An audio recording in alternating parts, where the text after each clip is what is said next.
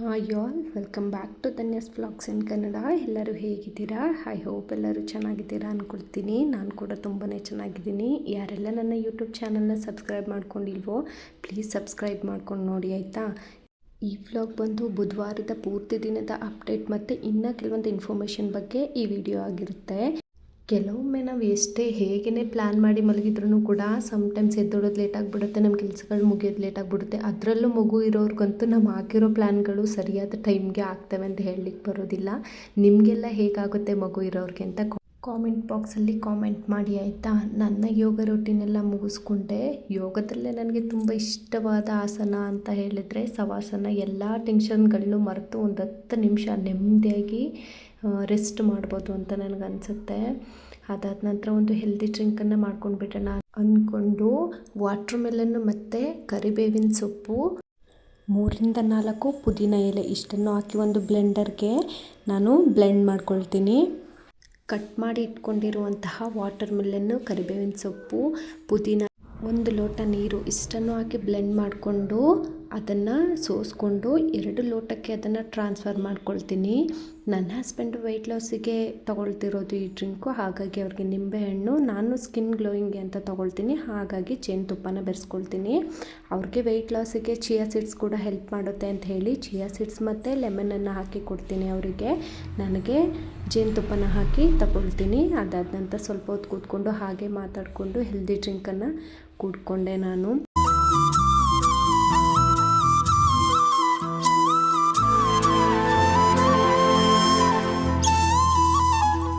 ಅದಾದ ನಂತರ tiffin ready ಮಾಡ್ಕೊಂಬಿಡೋಣ ಅಂತ ಹೇಳಿ ಎಗ್ ರೈಸ್ ಮಾಡ್ಕೊಳ್ಳೋಣ ಟಿಫನ್ಗೆ ಅಂದ್ಕೊಂಡು ಬೇಕಾಗಿರುವಂಥ ತರಕಾರಿಗಳನ್ನೆಲ್ಲ ತೆಗೆದಿಟ್ಕೊಂಡು ಕಟ್ ಮಾಡ್ಕೊಳ್ತೀನಿ. ನಾನು ಎಗ್ ರೈಸ್ಗೆ ಒಂದು ಚಿಕ್ಕದೊಂದು ಕ್ಯಾರೆಟು, ಚಿಕ್ಕದಾದರೆ 2 ದಪ್ಪ ಮೆಣಸಿನ್ಕಾಯಿ, ದೊಡ್ಡದಾದರೆ ಒಂದೇ ಸಾಕಾಗುತ್ತೆ, ಹಸಿರು ಮೆಣಸಿನ್ಕಾಯಿ, ಕೋಸು, ಈರುಳ್ಳಿ, ಒಂದು 3-4 tablespoon egg rice powder ಮತ್ತು 4-5 ಎಗ್ ತಗೊಂಡಿದ್ದೀನಿ ನಾನು ಇಲ್ಲಿ.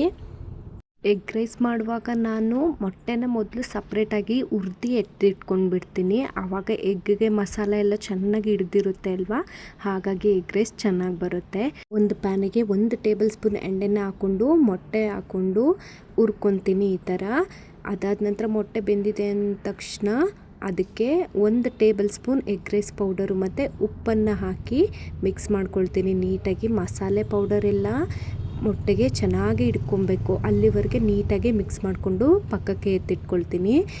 ಅದೇ ಸ್ಟವ್ ಮೇಲೆ ಇನ್ನೊಂದು ಕಡಾಯಿನ ಇಟ್ಕೊಂಡು ಎಣ್ಣೆ, ಸಾಸಿವೆ, ಹಸಿರು ಮೆಣಸಿನ್ಕಾಯಿ, ದಪ್ಪ ಮೆಣಸಿನ್ಕಾಯಿ ಹಾಕಿ ಸಾಫ್ಟಾಗಿವರೆಗೆ ಹುರ್ಕೊಂಡು ಆನಂತರ ಈರುಳ್ಳಿ, ಕ್ಯಾರೆಟು ಮತ್ತು ಕಟ್ ಮಾಡಿ ಇಟ್ಕೊಂಡಿದ್ವಲ್ವ ಕೋಸು, ಇದನ್ನು ಹಾಕಿ ಹಸಿ ವಾಸನೆ ಹೋಗೋವರೆಗೆ ನೀಟಾಗಿ ಹುರ್ಕೊಳ್ತೀನಿ. ಅದಾದ ನಂತರ 2-3 ಟೇಬಲ್ ಸ್ಪೂನ್ ಎಗ್ ರೈಸ್ ಪೌಡರ್ನ ಹಾಕಿ ಮಿಕ್ಸ್ ಮಾಡ್ಕೊಳ್ತೀನಿ. ಮಿಕ್ಸ್ ಆದ ನಂತರ ರುಚಿಗೆ ತಕ್ಕಷ್ಟು ಉಪ್ಪು ಹಾಕ್ಕೊಂಡು ಮಿಕ್ಸ್ ಮಾಡಿಕೊಂಡು ಹುರಿದು ಎತ್ತಿಟ್ಕೊಂಡಿದ್ದಂತಹ ಎಗ್ಗನ್ನು ಹಾಕಿ ಮಿಕ್ಸ್ ಮಾಡಿಕೊಂಡು ಅನ್ನ ಹಾಕಿ ಮಿಕ್ಸ್ ಮಾಡ್ಕೊಂಡ್ಬಿಟ್ರೆ ರುಚಿಕರವಾಗಿರುವಂತಹ ಎಗ್ ರೈಸ್ ರೆಡಿನೇ ಆಗೋಗಿಬಿಡುತ್ತೆ. ನೀವು ಕೂಡ ಒಮ್ಮೆ ಮನೇಲಿ ಈ ಥರ ಹೆಲ್ದಿಯಾಗಿ ಟ್ರೈ ಮಾಡಿ ನೋಡಿ. ತುಂಬ ಅಂದರೆ ತುಂಬಾ ಚೆನ್ನಾಗಿ ಬಂದಿತ್ತು.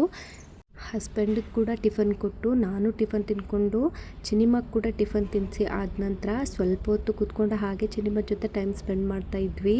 ಚಿನಿಮಾಗೆ ಅವ್ರ ಅಪ್ಪನ ಜೊತೆ ಆಟ ಆಡೋದು ಅಂದರೆ ತುಂಬಾ ಇಷ್ಟ. ಯಾವಾಗೆಲ್ಲ ಅವ್ರಿಗೆ ಟೈಮ್ ಫ್ರೀ ಇರುತ್ತೋ ಅಷ್ಟು ಅವ್ರಿಗೆ ಫ್ರೀ ಇರೋ ಟೈಮಲ್ಲೆಲ್ಲ ಅವಳ ಜೊತೆ ಟೈಮ್ ಸ್ಪೆಂಡ್ ಮಾಡ್ತಾ ಇರ್ತಾರೆ.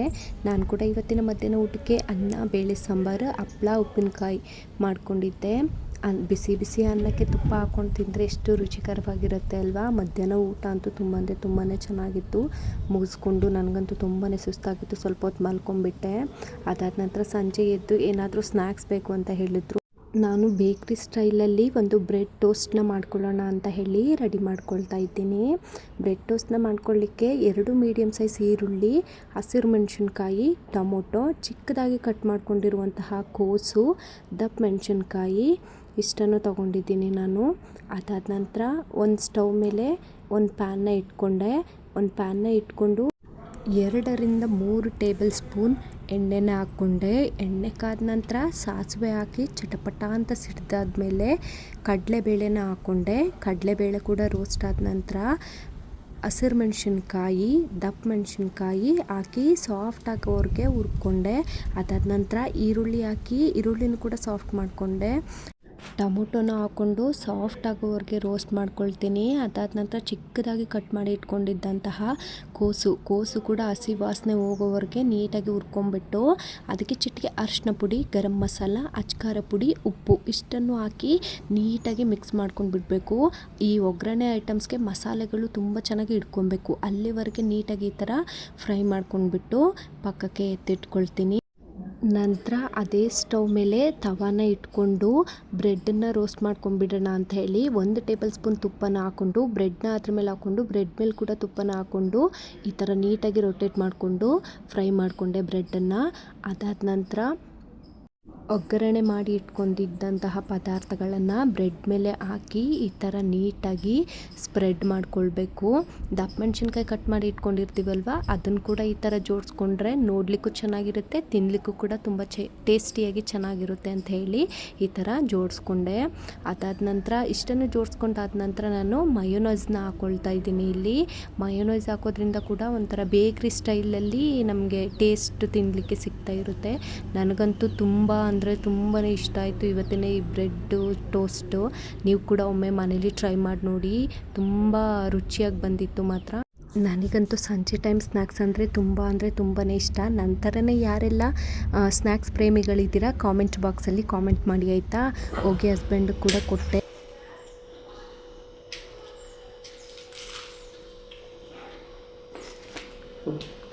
ಹೆಂಗೆ ಬಂದೈತೆ? ಚೆನ್ನಾಗಿದೆಯಾ? ತಿನ್ಬೋದಾ ಮಾಡಿಕೊಂಡು? ಚೆನ್ನಾಗಿದೆ. ಈಗ ನಾನು ತೋರಿಸ್ತಾ ಇರೋ ಕ್ಲಿಪ್ಪಿಂಗ್ ಏನಿದೆ ಅಲ್ವಾ, ನಾನು ಲಾಸ್ಟ್ ಟೈಮ್ ಮಾಸ್ಟರ್ ಕ್ಲಾಸ್ನ ಅಟೆಂಡ್ ಮಾಡಿದಾಗ ತೆಕ್ಕೊಂಡಿದ್ದಂತಹ ಕ್ಲಿಪ್ಪಿಂಗ್ಸ್ ಇದು. ಹೆಣ್ಮಕ್ಳಿಗೆ ಕಾನ್ಫಿಡೆನ್ಸ್ ಅನ್ನೋದು ತುಂಬ ಮುಖ್ಯ ಆಗುತ್ತೆ. ಪ್ರೊಫೆಷನಲ್ ಮೇಕಪ್ ಆರ್ಟಿಸ್ಟ್ ಆಗಬೇಕು ಅನ್ನೋದು ನನ್ನ ಪ್ಯಾಷನ್ ಅಂತಲೇ ಹೇಳ್ಬೋದು. ನನಗೆ ಮೇಕೋವರ್ ಬಗ್ಗೆ ಸ್ವಲ್ಪ ಇಂಟ್ರೆಸ್ಟ್ ಜಾಸ್ತಿ ಇರೋದ್ರಿಂದ ನಾನು ಕೂಡ ಮೇಕೋವರ್ ಕ್ಲಾಸ್ಗೆ ಹೋಗಿ ಈಗ ಮೇಕಪ್ ಆರ್ಟಿಸ್ಟ್ ಕೂಡ ಆಗಿದ್ದೀನಿ. ನೋಡ್ತಾ ಇರ್ಬೋದು ನೀವು. ನಾನು ಮೇಕೋವರ್ ಕ್ಲಾಸ್ಗೆ ಹೋಗ್ತಿದ್ದಾಗ ತಗೊಂಡಿದ್ದಂತಹ ಪಿಕ್ಸ್ಗಳು ಇವು. ಅಲ್ಲಿನ ಮಾಸ್ಟರ್ಸ್ಗಳು ಕೂಡ ಅಷ್ಟೇ. ನಾವು ಮಾಸ್ಟರ್ ಕ್ಲಾಸ್ ಅಟೆಂಡ್ ಮಾಡಿದಾಗ ತುಂಬ ಫ್ರೆಂಡ್ಲಿಯಾಗಿ ನಮಗೆ ಟಿಪ್ಸ್ಗಳು ಟ್ರಿಕ್ಸ್ಗಳನ್ನ ಹೇಳ್ಕೊಟ್ರು. ಇದು ನಾನೇನು ತೋರಿಸ್ತಿದ್ದೀನಲ್ವ ಪಿಕ್ಚರು, ಹಾಫ್ ಸ್ಯಾರಿ ಫಂಕ್ಷನ್ದು ಮೇಕೋವರ್ ಮತ್ತು ಹೇರ್ ಸ್ಟೈಲು. ನಿಮ್ಮಲ್ಲಿ ಅಥವಾ ನಿಮ್ಮ ಫ್ಯಾಮಿಲಿಗಳಲ್ಲಿ ಯಾರಿಗಾದರೂ ಮೇಕೋವರ್ ಬೇಕು ಅಂತ ಹೇಳಿದರೆ ಸ್ಕ್ರೀನ್ ಮೇಲೆ ಕಾಣ್ತಿರುವಂತಹ ನಂಬರ್ಗೆ ನನ್ನ ಕಾಂಟ್ಯಾಕ್ಟ್ ಮಾಡಿ ಬುಕ್ ಮಾಡ್ಕೊಳ್ಬೋದು. ಈವರೆಗೆ ಯಾರೆಲ್ಲ ನನ್ನ ವಿಡಿಯೋನ ಸ್ಕಿಪ್ ಮಾಡದೆ ಪೇಷನ್ಸಿಂದ ನೋಡಿದ್ದೀರಾ ಎಲ್ಲರಿಗೂ ಥ್ಯಾಂಕ್ ಯು. ಹಾಗೆ ಹೀಗೆ ಸಪೋರ್ಟ್ ಮಾಡ್ತಾಯಿರಿ ಅಂತ ಕೇಳ್ಕೊಳ್ತೀನಿ. ಪ್ಲೀಸ್ ನಮ್ಮ ಚಾನಲ್ನ ಸಬ್ಸ್ಕ್ರೈಬ್ ಮಾಡ್ಕೊಂಡು ನೋಡಿ. ನಾನು ಸಿಗ್ತೀನಿ ನೆಕ್ಸ್ಟ್ ವಿಡಿಯೋದಲ್ಲಿ. ನಗ್ತಾಯಿರಿ, ನಗಿಸ್ತಾಯಿರಿ. ಎಲ್ಲರಿಗೂ ಟೇಕ್ ಕೇರ್, ಬಾಯ್.